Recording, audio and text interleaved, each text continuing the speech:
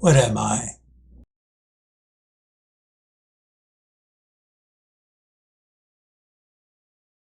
What are we anyways? What am I? What are we anyways?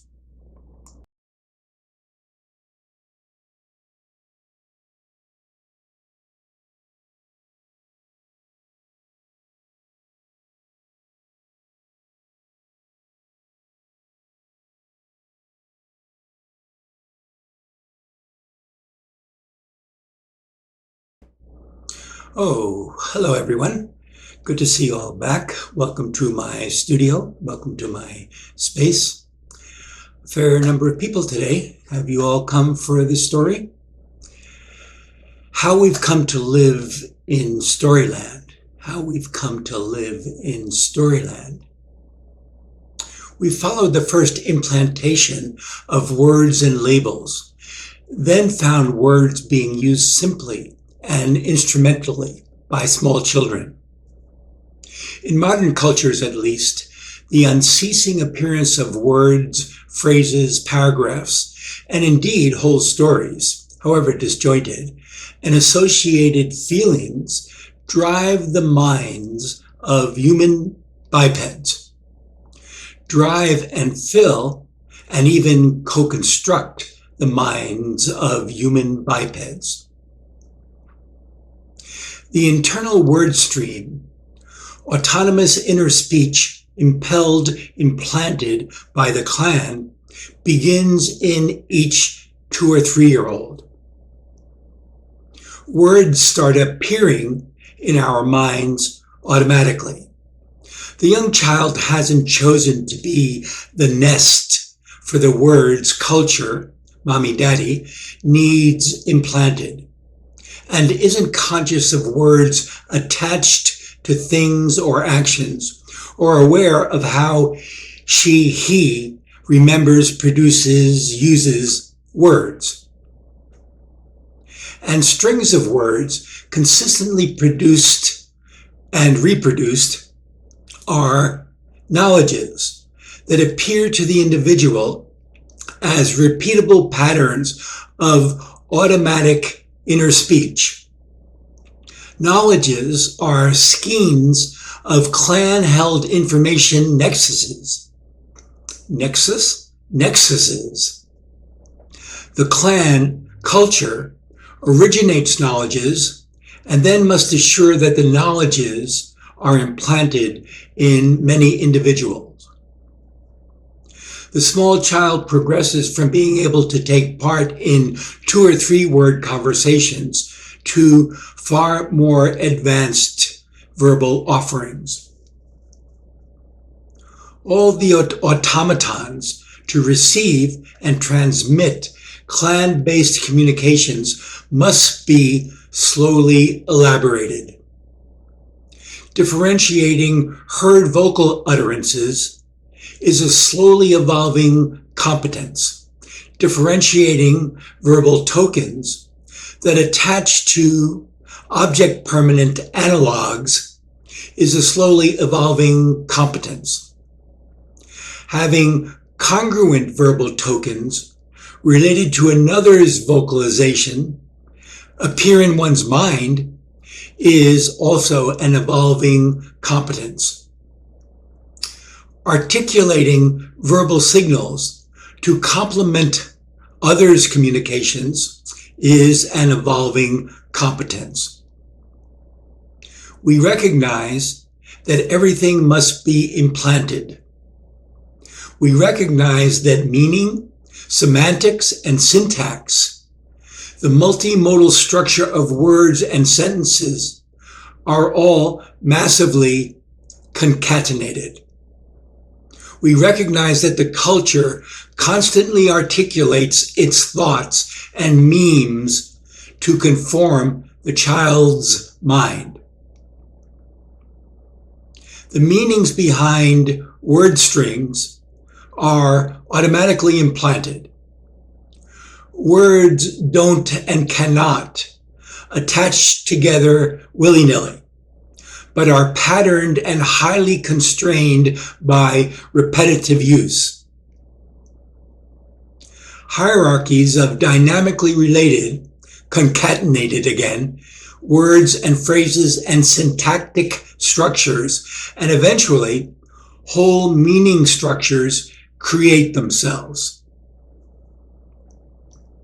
At the same time, in modern society, we add age-appropriate but sophisticated stories of many kinds that help implant and begin to perfect a few more core common mental skills. Stories begin simple, like the other introjected word skills. Descriptions of what Sister Sue is doing, what Kitty just did, what'll happen next. Mommies have been telling all kinds of stories to children, obviously, since time immemorial. Dialogues and stories. Ball, red ball. Look, there's Susie. That's a Tyrannosaurus. They were fierce. They lived a long time ago. They had big teeth. First brush teeth, then stories, then sleepy time. Simultaneously, modern stories, again at every level, develop the child's theory of mind, personification abilities. I use this term theory of mind to denote how we begin to construct, admittedly starting simply in the 1 or 2 year old, how we begin to construct a complex and uniquely human skill, point of view, automatism, world interpretation that slowly yet inexorably evolves into an archetypal human orientation and means of organizing perception that eventually supersedes and masks all other mental orientations. Unlike all other animals, language allows us humans to project analogs of selves into other creatures around us and even onto the outside world. Though the small child's understanding is quite primitive, even before she or he can parse any but the simplest parts of what is being communicated via the simplest storylines, the process of telling, reading stories begins implanting the theory of mind automaton. In books we read to children, animals, even stick figures, cars, and fairies have inner lives. Sitting alongside my Jonesy, I read to him, putting words into animals' mouths, speaking of how mommy animal thinks and feels and acts. Any creature with eyes and a mouth can be made to think, decide, feel emotion, just like mommy, daddy, sister. Almost any analog of the human body, no matter how rough and primitive, speaks and thinks and acts.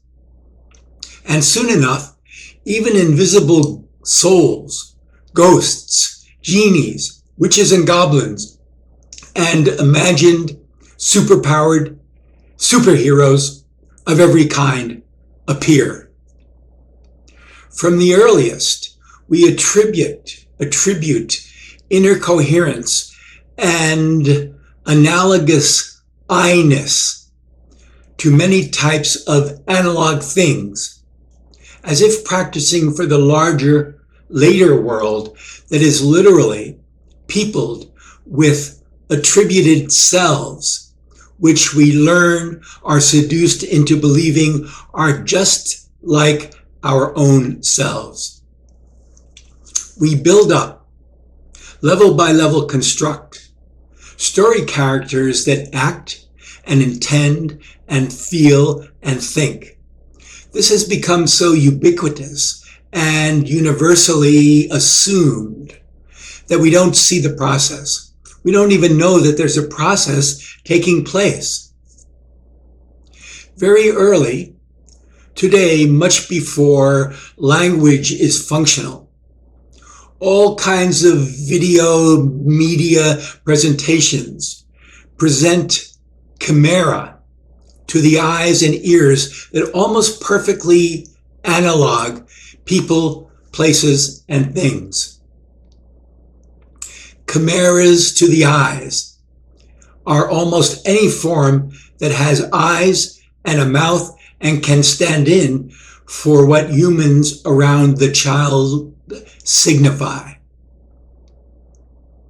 The concomitants of being a human, being a self. Again, presumed inner thought, inner and outer speech, will and choice, emotions, embodiment in space-time, a point of view replete with all the same qualia that I see, etc., are constantly ascribed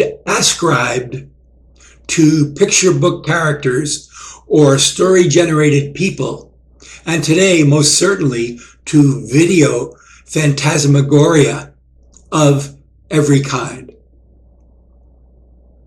Simple theory of mind, the ability to experience others as having thoughts, individual viewpoints, autonomous perspectives different from my own, evidences itself somewhat full-blown at around 4 or 5, but is developed slowly, incrementally, but very surely.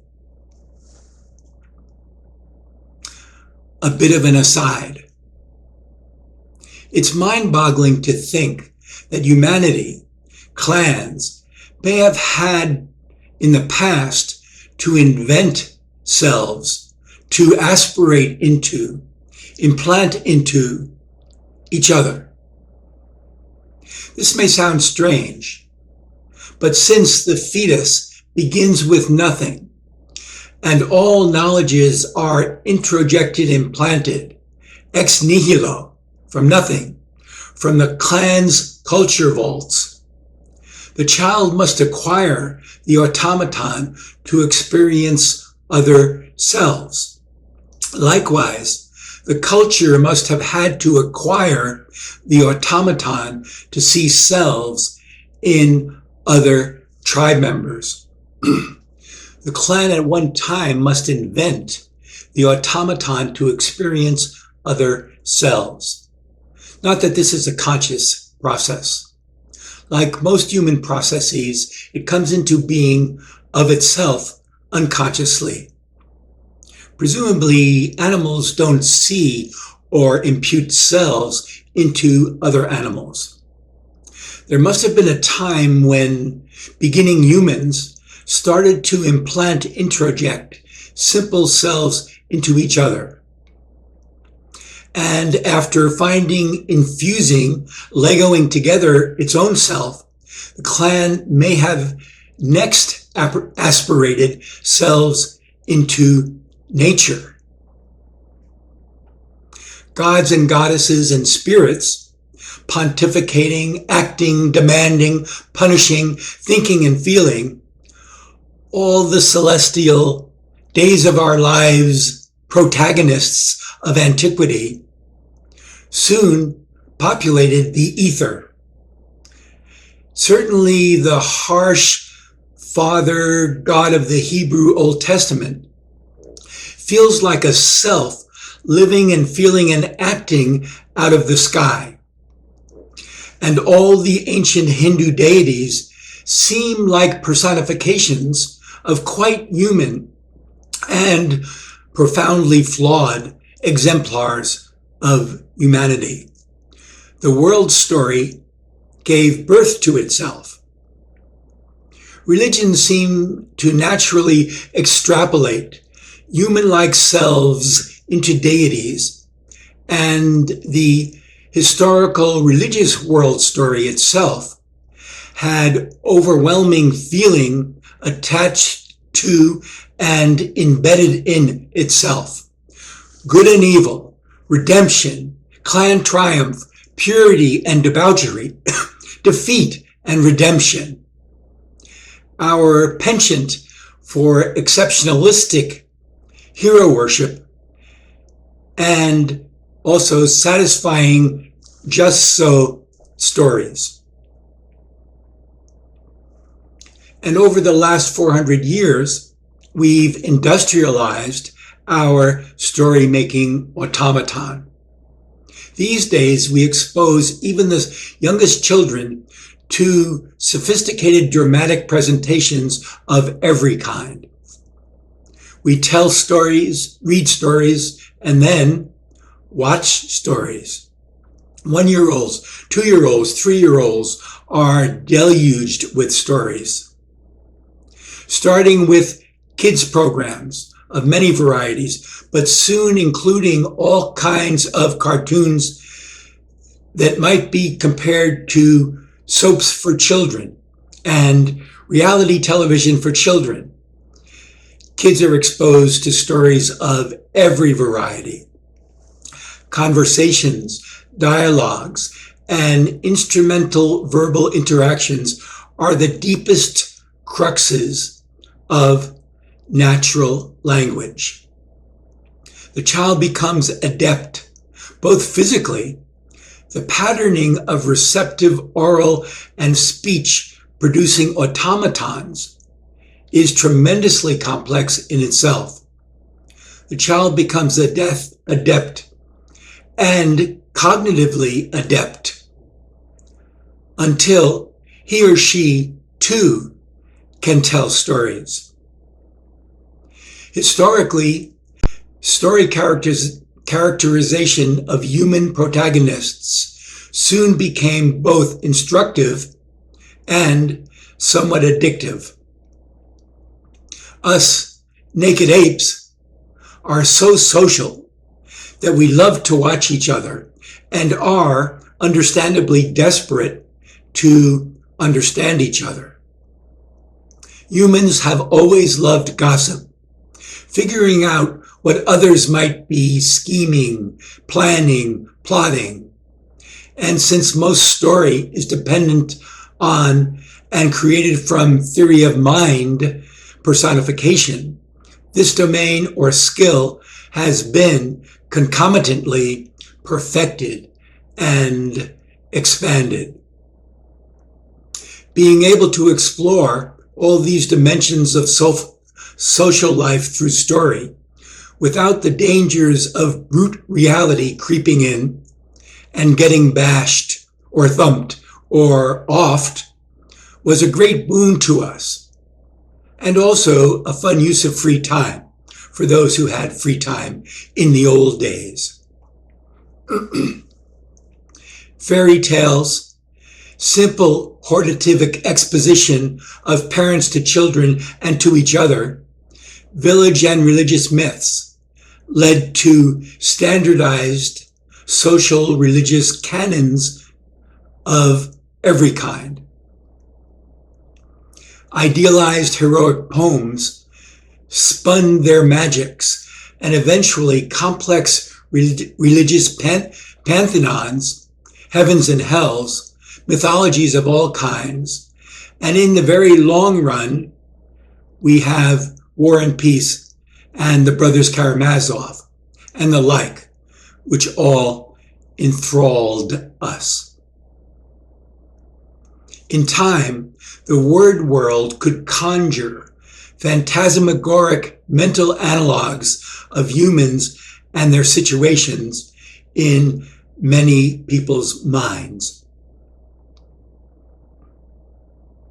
What happens when I read a book or watch some media gem? Come sit with me for a while. I imagine that I sit on the beach near my house one sunny afternoon and open a sheath of paper pages. I'm old-fashioned. It's a book, and I start to read. We begin old school, scribbles on paper. Ah, a good novel. I'm telling you, describing a story. Do you feel it taking over? Naturally, without fanfare, I begin to read. This particular time, I attempt to sense myself in the experience, staying partially awake to the larger context. Without any will or awareness, I suddenly enter a dimension of lived experience that is unique. It feels like stepping into a world that is ostensibly constructed of words composed of letters that are not really seen as individual things, ink on paper, but almost instantaneously thrust me through a portal of an experience of giving me a story that starts to go through my mind. I enter into a world not exactly of words, because I am not aware of individual words, but of ideas, of whole sentences, of word pictures. Not clearly remembered scenes. It's different from memory.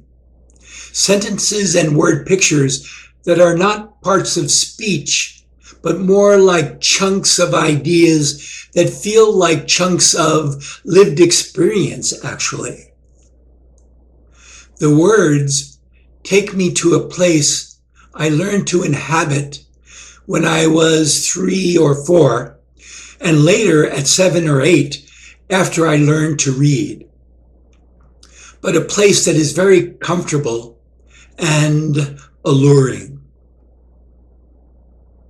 Almost immediately, I am oblivious to my body, almost oblivious to almost all my extraneous thoughts and usual word streams. Often enough, even if I have some nagging, painful bodily difficulty, it too relents for much of the time I'm lost in my novel. Can the reader or listener remember this loss of consciousness? It's a strange state, isn't it?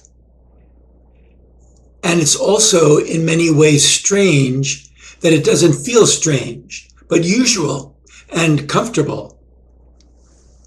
From the outside, an observer sees me holding my book, eyes jittering back and forth, apparently oblivious to my surroundings. You naturally intuit that descriptions, word-defined adventures, verbal imaginings are going through my mind. For me, I no longer see what's around me, no longer interact. Not for everyone, but for many, this is a stress-free time, even under the most hair-raising, adventurous, or horror-tinged fictional undertakings. And it is pleasurable and extremely time-consuming recreation. In many ways, it is egoless, because in a certain sense, I'm not even present. Like when I have a dream, things happen to me, though in a way, I'm not aware of myself, except as a background, almost invisible bystander. I witness word-mediated happenings that are powerfully analogous to lived happenings. Words don't capture the experience easily. A kind of inner speech experience, but using someone else's words. An inner speech experience that in some hard to describe manner almost feels like what I might witness as an invisible bystander. Later, when I stop reading, it feels like I come back to my real life with all its attendant complexities. While reading, I live an experience that the author created for me, which is not accompanied by perceptual cues that take me along. I don't see or hear or touch the world I'm traveling in. Not like a film, which is another form of fantasy in which a world seems to appear to me, but which fills my head for long periods with chunks of ideas, story sentences, manufactured scenes and descriptions that give me somewhat the same senses of reality that face-to-face conversations also give me. It was a dark and stormy night. A good novel can seduce you into a fascinating world in only a few sentences. Then you've met 2 or 3 new characters and are living down and out in slumdog Mumbai, or high on the hog in stratospheric, super rich, ultra modern Hong Kong, or on the moon. Another zombie horror extravaganza. For 6 or 8 or 10 action-packed hours, this can be your abode, so filled with rich and scintillating detail. The scenes are like real scenes. The interactions are like real human interactions, and the emotions are like real emotions. And many of us love reading, love Middle Earth, love Jesus or Mohammed or Buddha as we read the scriptures. We've pictured the Redeemer or the prophet or the founders all our lives. For many people, the emotions are so pleasurable as to be near addictive. My mother spent the last 40 years of her life doing little more than her quotidian household chores and reading and watching the soaps. Reading from morn to night most days. That is where she lived for the last third of her life. And it can be so rich in detail and description. A marvelous description of never before experienced reality. Proust's remembrance of things past. Harry Potter in all his glory. A dense sociological treatise on the fierce, hidden peoples of the Brazilian hinterland, the Yanomami.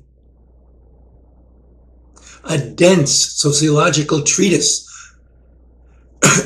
an exposition of the lives of the people in the Jamestown colony in colonial America.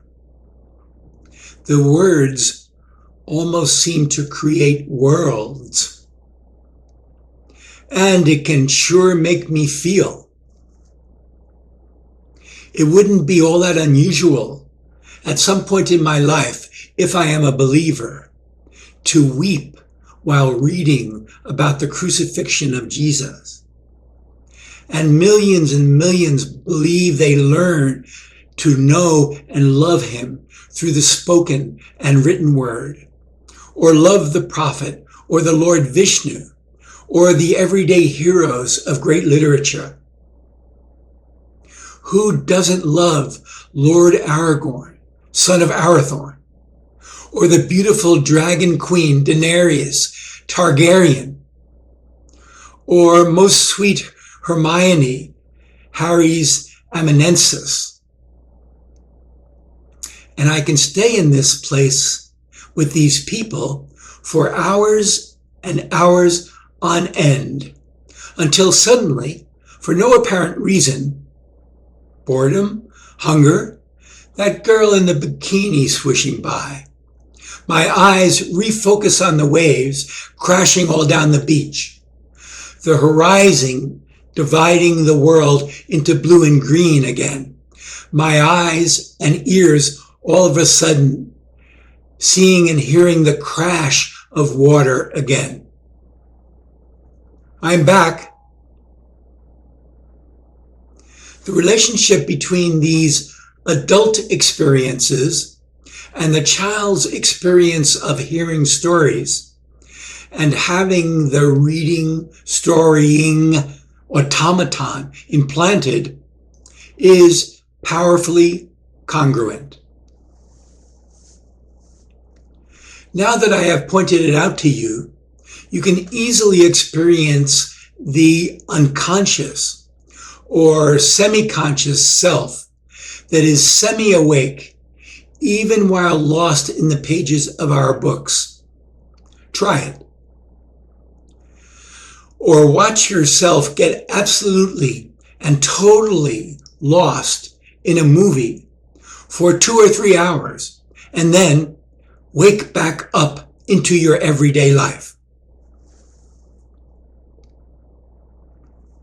What's so interesting about what never happened? Steven Pinker asks. What's so interesting about what never happened? Now that's an interesting question. In truth, we crave written and media stories about nothing.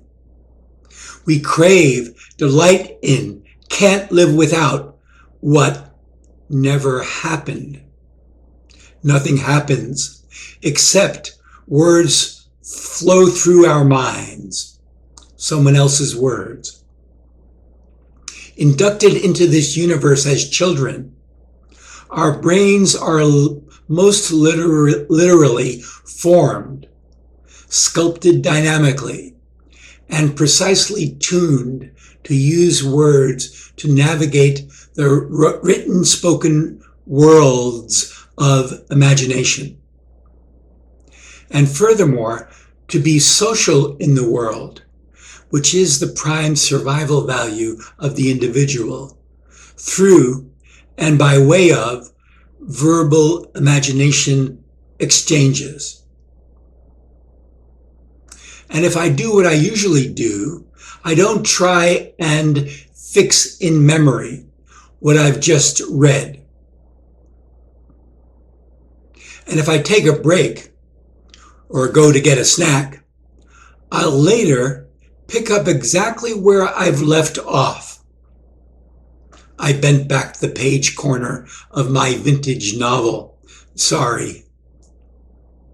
I re-enter the novel world precisely where I left off. I left my super exciting adventure exactly here and then went away. Now I come back exactly here and scarcely lose a stitch. I mean, my place in my story. It's a true awakening when one first feels that thoughts are going through our noggins and that they seem to follow each other somewhat willy-nilly and that they never stop. It's a true awakening when one first feels that someone else's words are filling my mind with verbal token patterns, stories, that once resided in his or her mind. It's a true awakening when one first abstracts oneself from being immersed in media story make-believe, and one watches closely how everything happens into my mind. And inevitably, I'm reminded of another miracle of modern life, the simple act of watching TV. It's hard to remember that the fantastically exploding worlds of visual media are a mere 100 years old. Another version of immersion. I sit in front of a small or large lighted screen, and after 2 or more hours, come to, wake up, look around, and become reacquainted with my surroundings. A smile or a quiver of tantalizing fear still playing on my features. Clearly analogous to my experience of reading on the beach and coming back to my everyday life, eh? I don't think about. I'm not aware is a more accurate description. How all the things that I've seen or experienced on the small screen have not been real. That is, that they may have taken place months ago, not in present real time, may have been set up to make me experience certain reactions, not reality as usually experienced, spontaneously, unscripted. Those soap actors didn't really have a conversation like that, aren't really feeling that way, etc. What happened in the studio months ago has been translated through many electronic dimensions and reconstructed. Not really real, like Sister Sue sitting on the couch over there. And the screen people are, I know very well, only gestalts of flowing pixels at 30 or so frames per second, tricking my mind into imagining that what I'm seeing is real. Screens provide an analogous experience, a substitute reality that becomes lived almost exactly as if it is lived life. The television sky is a perfect analog to the real sky. The television man is a perfect analog to a real man. We look into the television space and experience a near perfect analog to real space.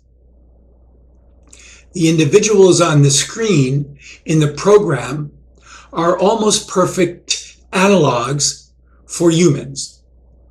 They are experienced as real people and have almost the same effect on the watcher as real life, real people.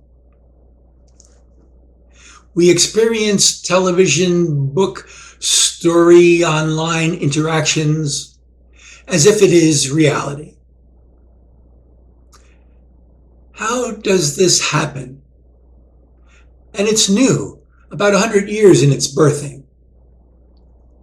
Imagine the millions and hundreds of millions, billions now, that live the soaps, live their beloved news programs, live their Breaking Bad or Jeopardy, live their sports championships, follow the world news religiously with bated breath compulsively. We experience television, book, story, online interactions as if it is reality. Many people don't love to admit this. We'd rather describe lives spent on screens, book reading, video gaming, and the like as recreation, a reward for our hard work lives, or a much needed stress relief. It feels like less time spent in La La Land. But when we're not being critical or better than the hoi polloi, we talk about and share our shows and what we have just learned from our means of communication, exactly like we would any other experience in our lives. The alphabet and vocabulary of vicarious media interaction, human communication, words and pictures as analogs, leading to the high abstract cerebral playground, is truly universal, and it immediately absorbs us totally and completely, whatever the medium. Think of a preteen absorbed in the 4x4-inch screen of his Game Boy, hour after hour, completely engaged and happy. Think of video gamers going at it for 15-hour stretches, loving it, glorying in it. Think of binge watching all the old episodes of The Walking Dead, possibly a whole weekend immersed. We're observing the human desire, need, and ability to inhabit and be absorbed by word picture story states of every variety. Fabulous conglomerations of sight and sound, reconstructed on a two-dimensional surface that seems like three-dimensional, or on a small square surface that has become the mind space of my existence for hours. Plenty of gamers, TV addicts, inveterate readers spend almost all their waking day in such spaces. An easy yoga, okay? Change your state of awareness and feel yourself reading. Feel your eyes moving. Hear your mind speaking this sentence, then the next one. Examine the word you're looking at, then the next one. Hear what I have told you as words in your head. Or if you're watching this as a podcast, look at the screen as a screen. Look at the image of the man talking. Oh, that's me. See the image as two-dimensional, probably small, translated. He looks like a real person, doesn't he? But he's not. He's just a simulacra, a stand-in. But now see that it is all colors, shapes, forms, that all our lives we become used to experiencing as truly real.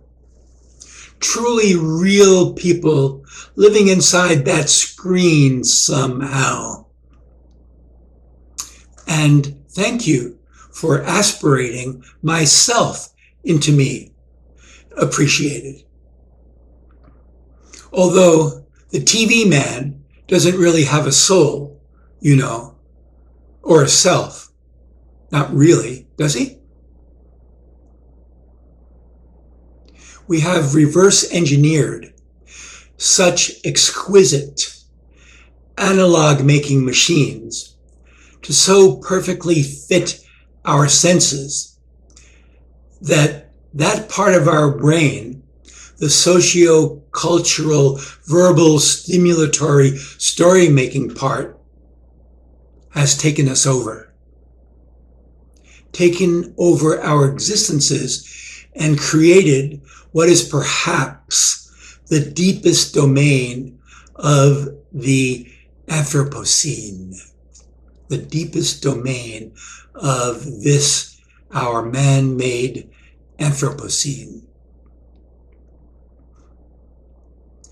One would expect that the people and places in our clan stories, novels, and written phantasmagoria would be kind of clunkier, less human appearing, harder to imagine. But this is not so.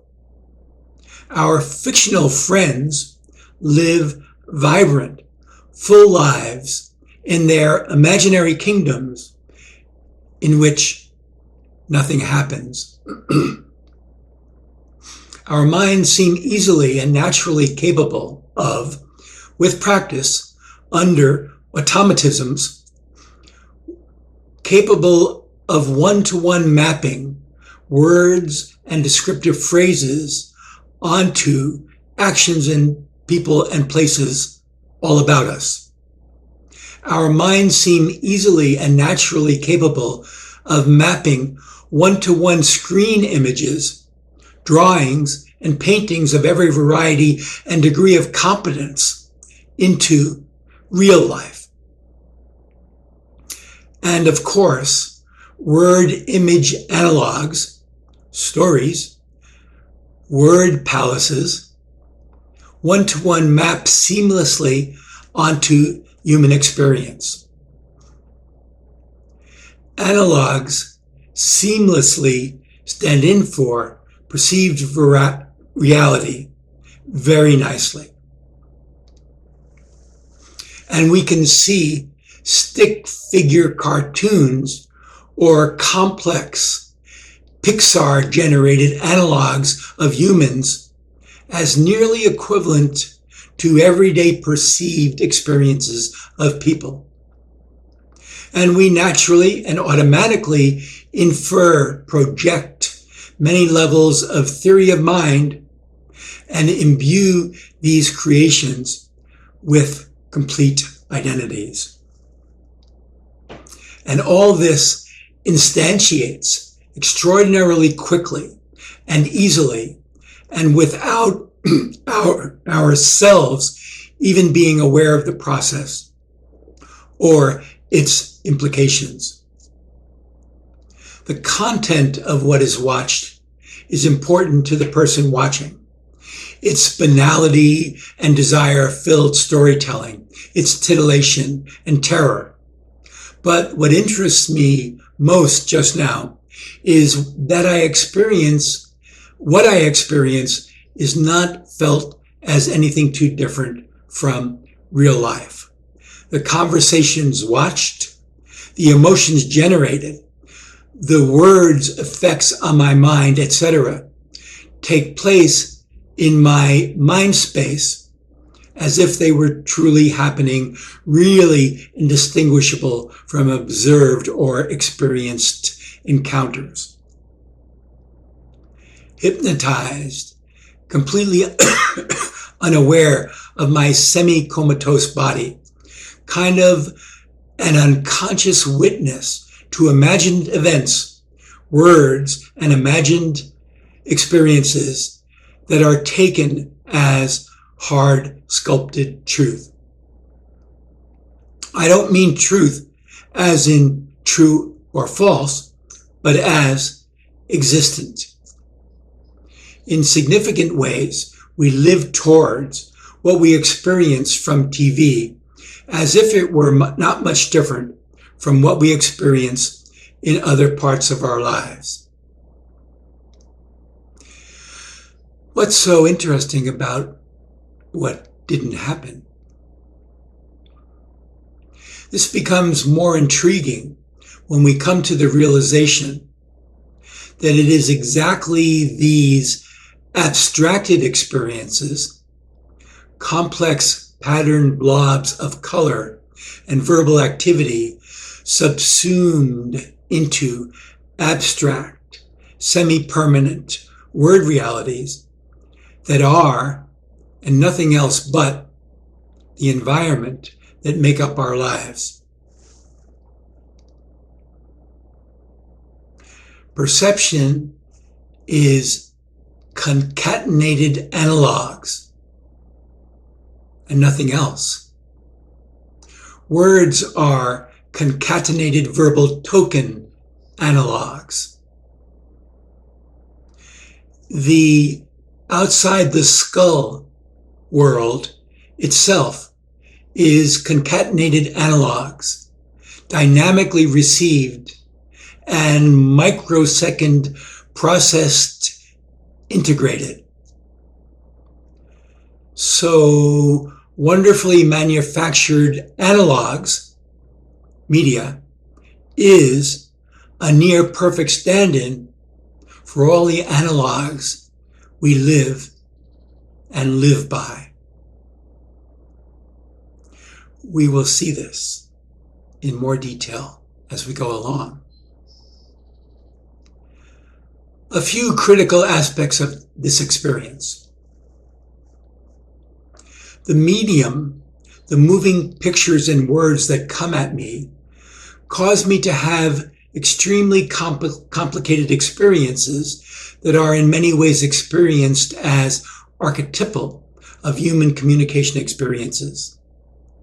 Even if we recognize that that small image of that person on that screen is not real, like the person sitting right across from me, almost everything about what I experience from the screen looks, feels, sounds like almost everything I experience from people in the real world all around me. Series of words and actions that appear on the small screen live in my mind. They quite literally speak in my mind. They produce coherent inner speech. Like me overhearing a snippet of my son's conversation with his wife, bringing forth many and varied reactions, calling forth congruent and contingent word experiences, and triggering intense feelings of all sorts. Not too many years ago, good old radio extended and expanded outer speech, enabling our ability to hear others' thoughts across space and time by using electronically modulated, simulated spoken word analogs to bring stories to people's homes. Inner speech became spoken, extended speech, and then becomes electronically broadcasted, further extended outer speech. Very large populations became comfortable and even infatuated by all kinds of stories emanating from their static-plagued radio speakers. And people desired it. And the voice is presumed experienced as a person, an individual in the full meaning of the term. That person in the studio ain't much different than my mate sitting right here, over there. And smarter than both of us, too. Soon enough, the first silent films were almost magical to large populations of individuals. Although looking back, we see jerky, somewhat missequenced action and extremely grainy characterizings of human and animated characters. But people absolutely fell in love with the medium. Primitive television was the next big step, and a biggie. Although the small living room boxes that first appeared in black and white and with scratchy voice speakers were extremely primitive by today's standards, the perceptual analogs were easily discerned. And with voice embedded in the signal, we could look at the dark and fuzzy images and learn to take what they said or did as perfectly human and identify with characters and eventually laugh and cry unabashedly. The theory here is that parts of the brain that naturally process images and actions and verbal signalings, speech, have been perfected to effortlessly recognize verbal pictorial media emanations as true analogs of lived reality, while at the same time canalizing a human ability to gestalt myriad related aspects of communal tribe life, attribute saliences of personhood. At the same time, as with reading, we found such pleasure in both abstraction and story in general, that we spend more and more time involved in this aspect of our culture-generated make-believe that never happened. And at the same time, as with reading, we have lost the ability or the inclination to be cognizant of the process that we are involved in.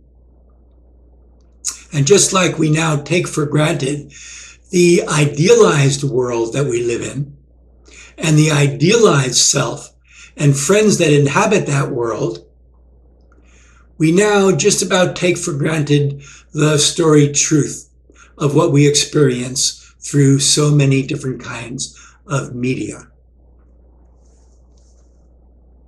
Which is not to say that people who play video games or watch manga and cartoons, or who sit somewhat stultified through the next Star Wars offering, believe that these experiences are the same as when they talk to real people. In truth, it doesn't matter anymore. We all do little more than have unending streams of words, verbal images of every kind run through our minds. The word processing primate and the picture processing primate eventuating in the story processing primate. As I watch a movie or read a book, or I might listen to a talking book, a very long series of connected dialogues or word offerings go through my mind. Over 7 or 8 hours reading, I have processed around 90,000 words. And the experiences I've been describing are further analyzable. As I read, what I'm left with is a faint, somewhat tenuous memory of the gist of the story that eventually becomes what I remember of the book or the movie. The mind holds and imagines about a paragraph at a time and loosely relates this to previous paragraphs and holding onto the gist of the entire story somewhat tenuously. Sentences I heard 2 minutes ago leave me. All the sentences I read or heard an hour ago, 2 hours ago, 8 hours ago are, of course, forgotten. As I read now, a few sentences knit themselves to the gist of what I remember reading a short while ago, building a gestalt, a verbal image map of the story that I'll remember. These memory traces stay with me for a while, but I mostly experience the very pleasant state of having someone else's musings, the words that at one time went through the writer's mind, conform my mind to the very high-level abstract verbal tokens. The human mind is fascinating. After imbibing a 2 or 3 hour blockbuster video extravaganza, I feel great. Booming audio, much larger than life protagonists, undergoing the most scintillating, fascinating experiencings. Places I never see in all my life. The soundtrack can stay with me. I wake up hearing it in my head for months. I'll remember a few key themes for a few months. But if I watch another movie tomorrow night, I'll replace this night's titillating experiences quite quickly. A bit of an aside. Once in a while, with a very good book or flick, I glean an aphorism or a pithy encapsulation of what I think may be a truth worth living by that stays with me for a while, or rarely for my whole life. The Alcoholics Anonymous prayer might be an example of the latter for some people. World proverbs, brilliant sayings, pithy encapsulations of wisdom. More people than you imagine claim happily that one movie or one book changed my life entirely. The extremely dense skein of correspondences among descriptors and other words of every type serve as high-level tokens related to all things that the viewer is experiencing.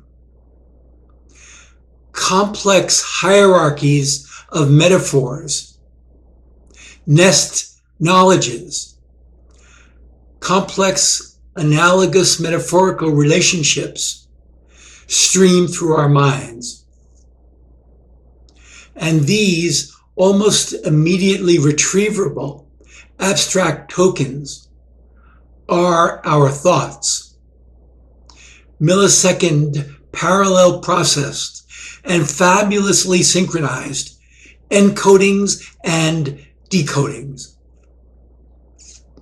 Words and chunks of language are recalled in much the same way that they are processed when heard. 3 or 4 or 5 words are linked grammatically, representing the abstract token thought. Sentences in turn trigger even higher level patterns. As with all brain-based processing, information is patterned or chunked on many levels simultaneously, concatenated.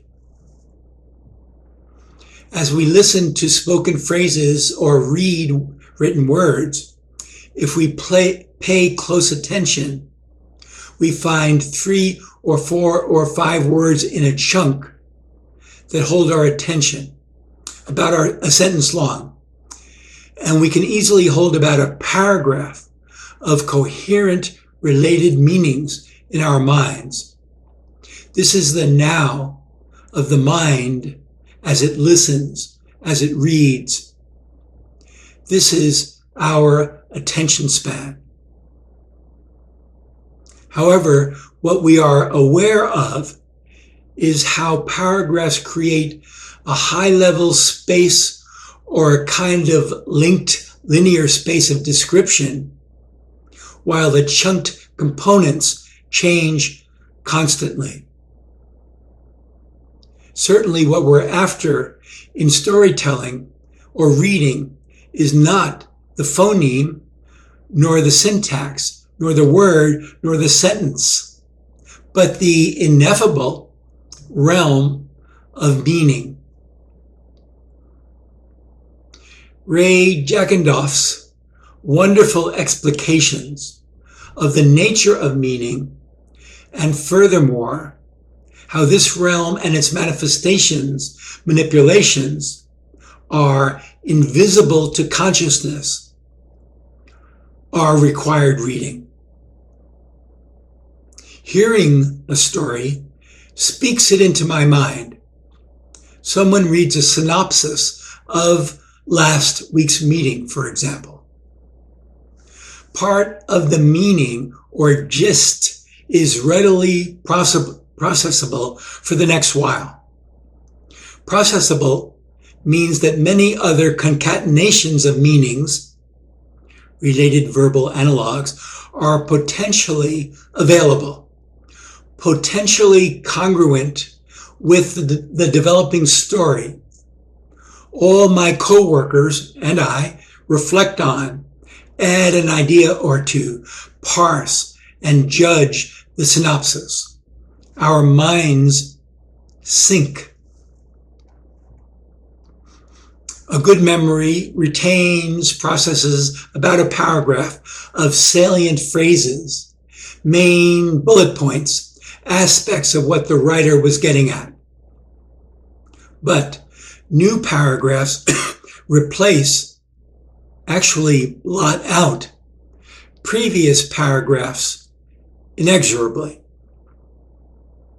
Attentional blink everywhere and at all times erases or supplants the previous paragraphs of experience of all kinds. The recent meaning is processed by my mind, compared, related to, challenged, processed, casually. This ain't brain surgery, and filed away for future use. But none of this is conscious. How does the brain, my mind, compare this report to last week's report? Where is the past held, ready to compare itself to each and every lived experience? How do I generate 4 ideas for the group to think about at next week's meeting? What ideas come to me? Why these? How can they be waiting to make themselves heard in my brain, thought about by me? How can ideas compare themselves to other ideas?